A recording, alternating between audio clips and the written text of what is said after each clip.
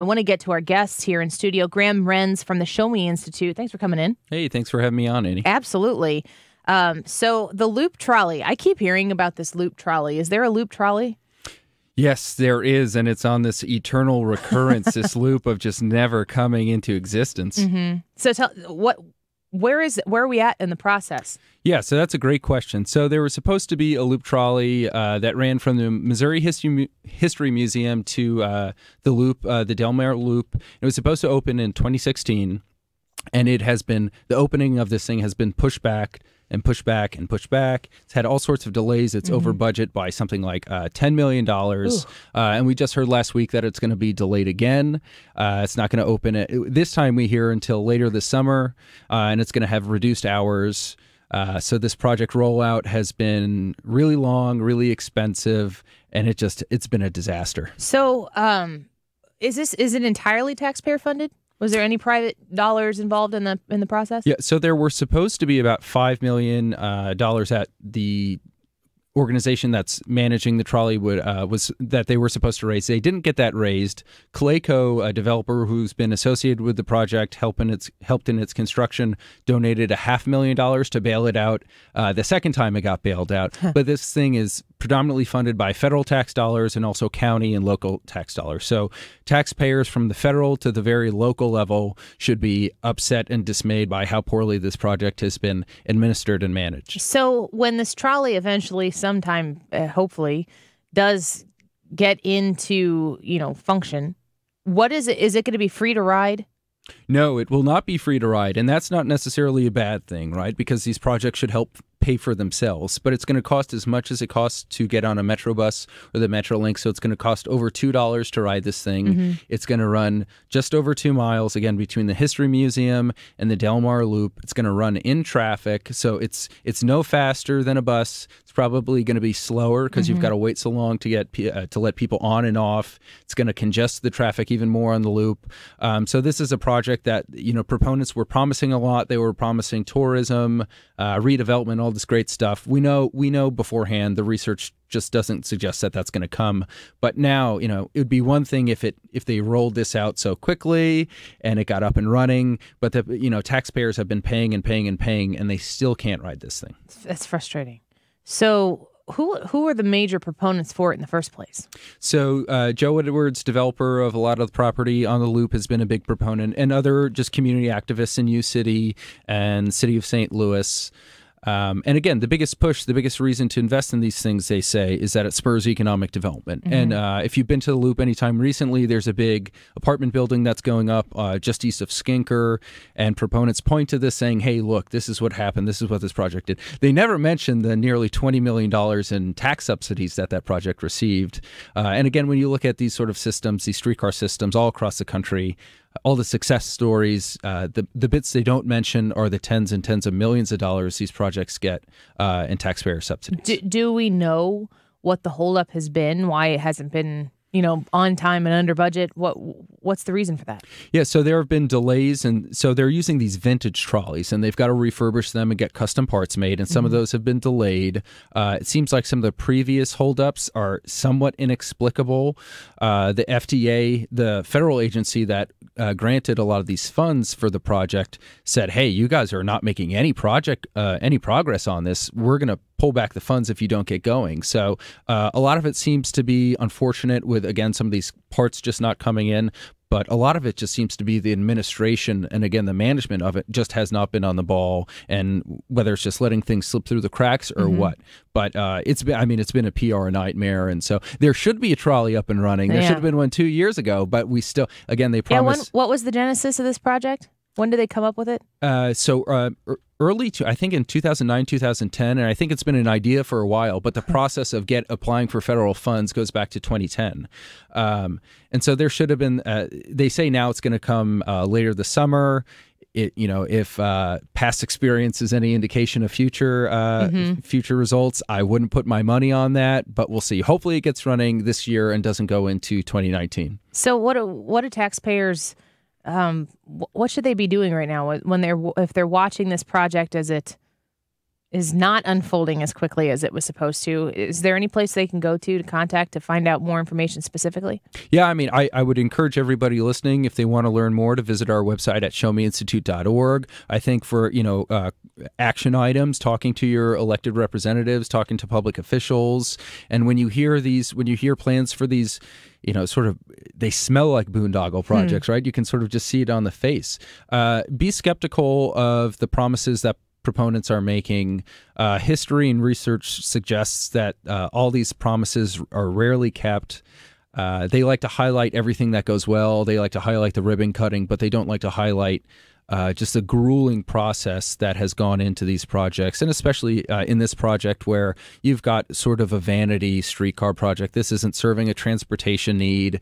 It's just for fun. I mean, I think we need to hold a really skeptical glass to the claims of proponents and keep them accountable. How much over budget are they? So it's in at about $55 million right now, and originally it was supposed to be $41 million. Whew. And so, again, federal tax dollars and then local tax dollars bailed it out, and they're just holding the cup out, asking for help.